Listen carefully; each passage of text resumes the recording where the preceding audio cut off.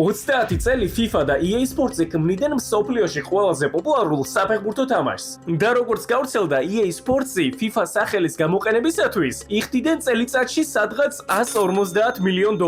ხო და FIFA-მ რაღაც მომენტში თქვა, რომ იცით რა, 150 ძალიან ცოტაა. ხო და მოდი დღეიდან $300 მილიონი გადაიხადეთო. რაზეც EA Sports-მა თქვა უარი. ანუ ყველა საჭირო ლიცენზია გვაქვსო. და რატომ უნდა ვიხადოთ უბრალო სახელში $300 მილიონი?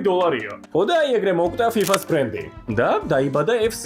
FIFA-ს რატომღაც ეგონა, რომ რეალურად მაგ თამაშებს სახელის გამოყიდულობდნენ. როგორც აღმოჩნდა, ხალხს მაგარი ეკიდა სახელი. ანუ კამანდას უბრალოდ მოსწონდათ თამაში და მაგიტომ ყიდულობდნენ. თუმცა, როდესაც FIFA-მ დაინახა, რომ მაგათი სახელის გარეშეც თამაში ძალიან კარგად იყიდებოდა, თქვენს რომ ჩვენ საკუთარ თამაშს გამოუშვებთო, რომელიც ბევრად უფრო მაგარი იქნება ვიდრე EA-ს ბანძი თამაში. ხო და ახლა FIFA-მ Netflix-თან ერთად დაანონსა ახალი თამაში.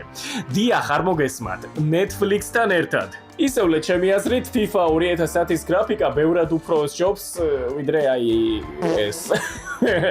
მოკლედ ხალხო, თუ მოგეწონათ ვიდეო, დაალაიქეთ და დაგვაფოლოვეთ, რომ უფრო მეტი ამდაგვარი რამ გადავიღოთ. ყველას წინასწარ ძალიან დიდი მადლობა.